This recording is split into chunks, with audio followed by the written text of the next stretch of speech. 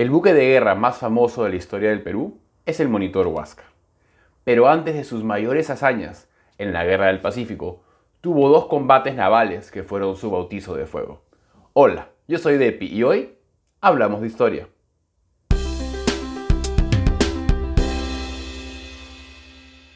Como dije en la introducción, voy a referirme a dos combates que sucedieron en días consecutivos que tuvo el Monitor Huáscar 2 años antes de la Guerra del Pacífico. El combate de Pichalo y el mucho más famoso combate de Pacocha. En el combate de Pichalo, el Huáscar combate contra otras naves de la Armada peruana, mientras que en el de Pacocha combate contra 2 naves del Imperio Británico. Debo decir que estos no fueron los primeros enfrentamientos entre naves peruanas y naves del Imperio Británico.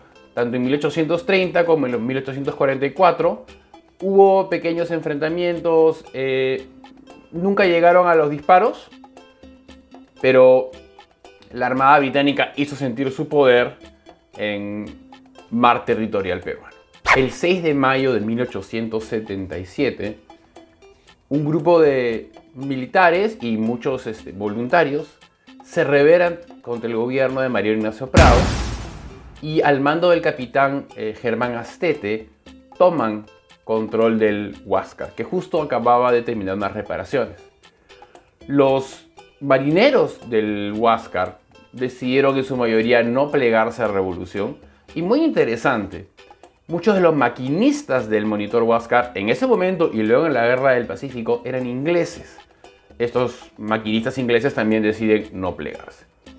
Igual, el Monitor Huáscar sale el 6 de mayo con rumbo sur al mando del capitán Germán Astete. Uno de sus objetivos va a ser recoger a quien va a ser el líder de esta revolución, que es Nicolás de Piérola.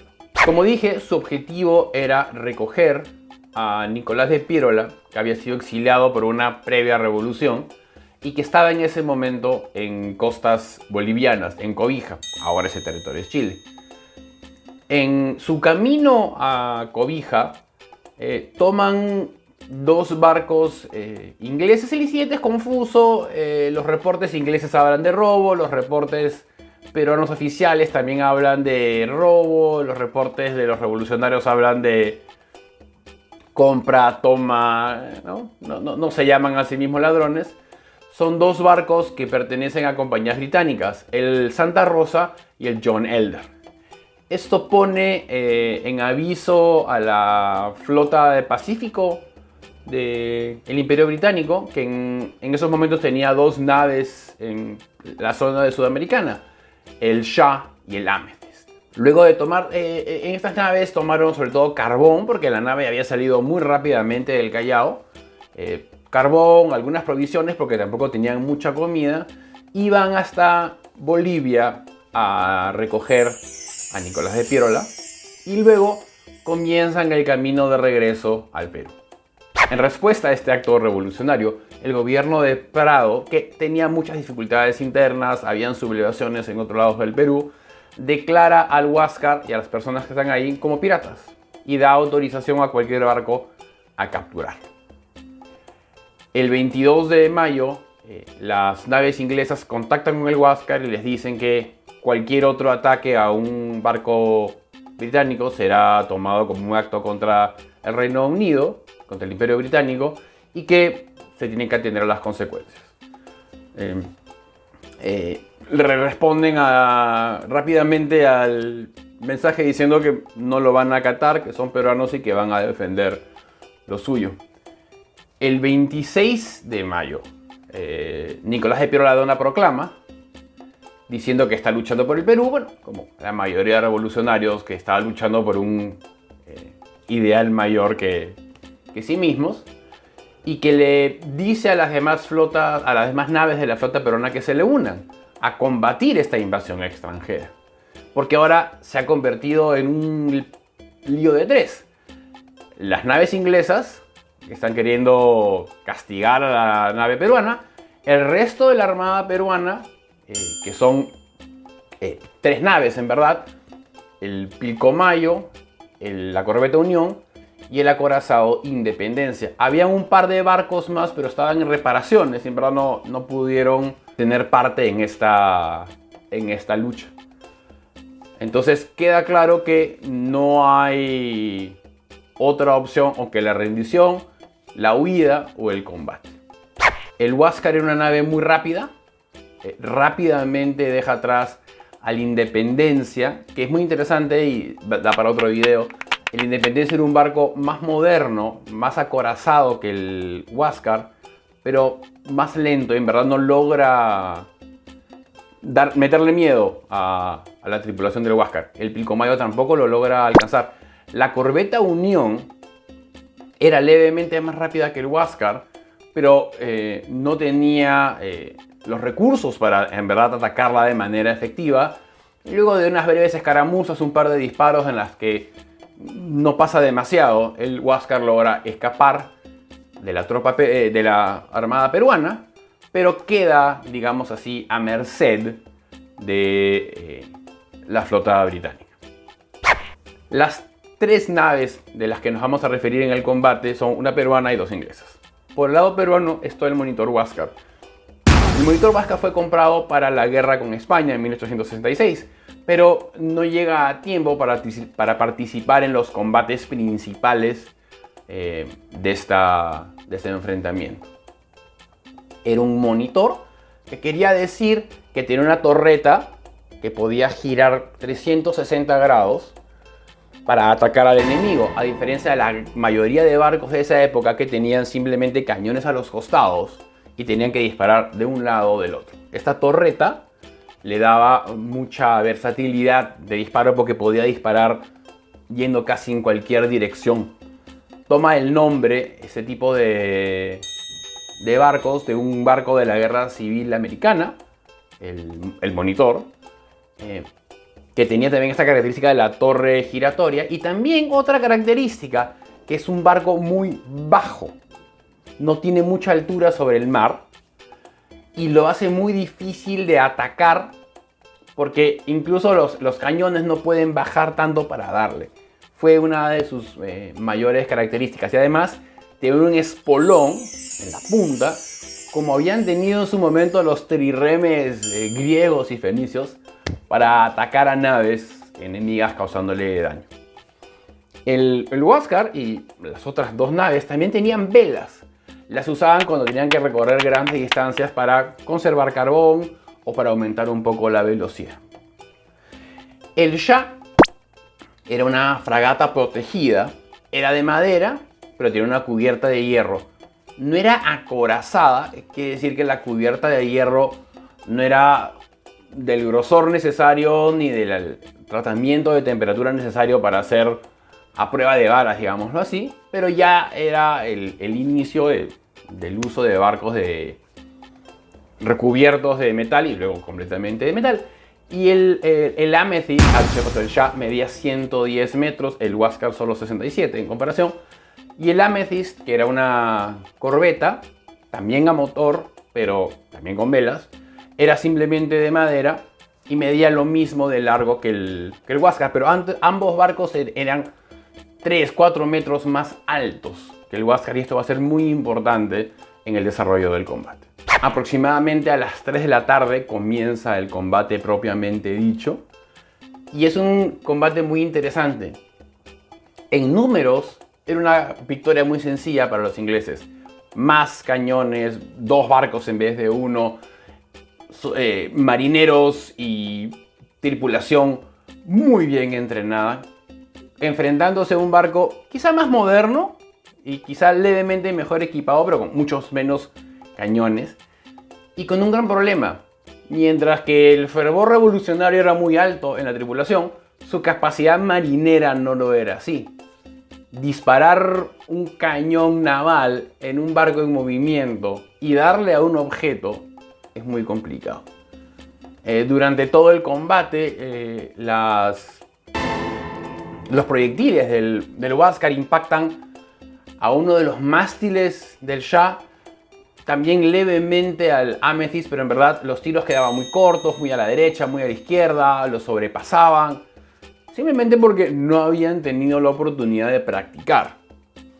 En sus relatos, tanto el almirante de la flota, que era de Horsey, como otros tripulantes, dicen que con un poquito de suerte, con un poquitito más de práctica, hubiera podido ser un desastre. Luego de 2 horas de combate, los ingleses han disparado más de 400 proyectiles al Huáscar. 50 le han impactado. La gran mayoría simplemente rebotan contra el blindaje del Huáscar. No tenían los proyectiles adecuados. Un par chocan en cubierta, matan y hieren matan a una persona, hieren a unas pocas. Incluso en algún momento del combate, uno de los proyectiles corta el cable que sostenía la bandera peruana, cae la bandera peruana y los ingleses como que tienen el combate pensando, han arriado su bandera, se están rindiendo. Rápidamente vuelven a izar el pabellón peruano y sigue el combate.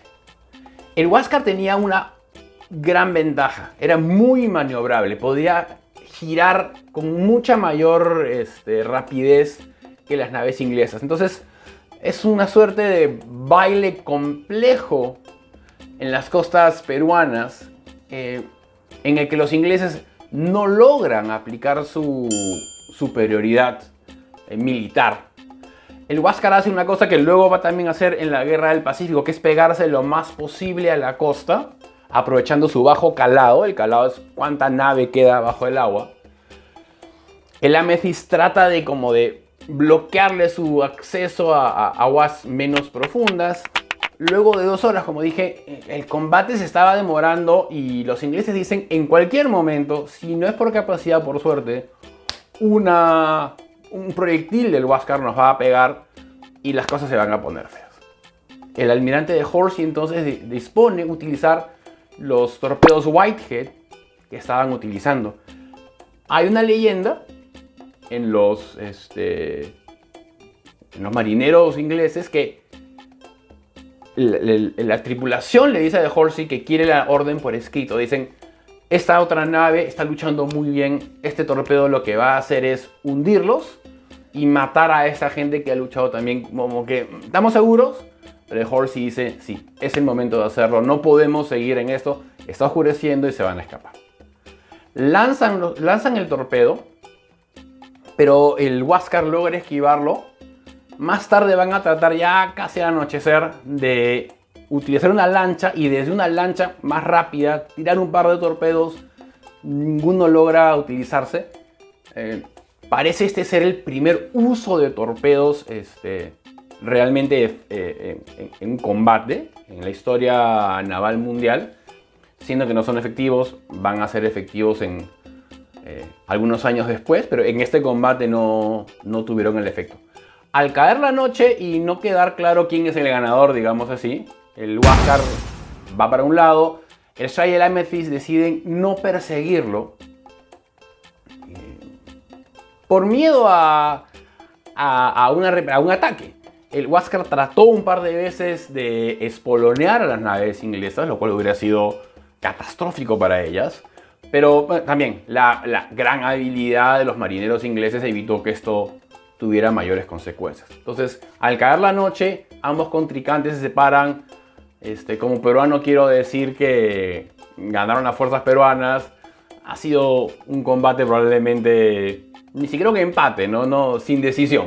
Acabado el combate, quizá con el fervor revolucionario inflado más aún por esta, no sé si victoria, pero enfrentamiento a la mayor potencia naval del mundo de manera positiva, la tripulación del Huáscar va a encontrar a las naves peruanas y le dicen, únanse a nosotros, combatamos con los ingleses que han atacado a una nave peruana en territorio peruano. Los comandantes de la flota peruana deciden no plegarse, eran fieles al gobierno. Al final, luego de muchas negociaciones, de varias horas, Pirola hace un arreglo con el comandante de la flota peruana. Le dice, yo me entrego, acepto toda la responsabilidad, el resto de los que están en el Huáscar quedan libres de investigación, se les perdona cualquier juicio presente o futuro, y los que quieran pueden salir al extranjero. Acepta el comandante de la tropa peruana, de la flota peruana, pero al entregarse los marineros y revolucionarios peruanos son apresados. Luego son soltados porque en el Callao, en Lima, en otras partes del Perú, la gente queda emocionada por esta, vamos a llamarle, victoria peruana, y estas son como héroes, estos marineros, estos revolucionarios.